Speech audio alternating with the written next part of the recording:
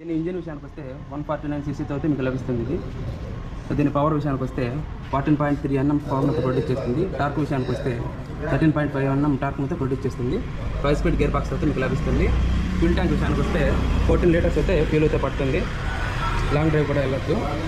సార్కి ఫిల్ చేయాల్సిన అవసరం అయితే ఉండదు మీకు. మైలేజ్ విషయానికి వస్తే దాదాపు 50 వరకు అయితే ఇస్తుంది ఇది మైలేజ్. ఫ్రంట్ వచ్చేసి డిస్క్ బ్రేక్ తోటి మీకు లభిస్తుంది. అలాగే రేర్ వచ్చేసరికి డ్రమ్ బ్రేక్ తోటి మీకు లభిస్తుంది.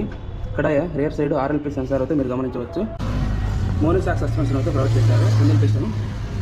అలాగే రియర్ టైర్ సైజ్ వచ్చేసి 120/80 17 ఇంచెస్ అయితే ప్రొవైడ్ చేస్తున్నారు. అలా వీల్స్ ట్యూబ్లెస్ టైర్స్ అయితే వస్తున్నాయి మనకు.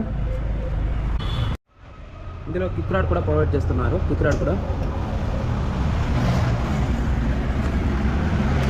కన్సోల్ విషయానికి వస్తే అనలాగ్ విత్ డిజిటల్ కన్సోల్ అయితే మీకు అయితే లభిస్తుంది.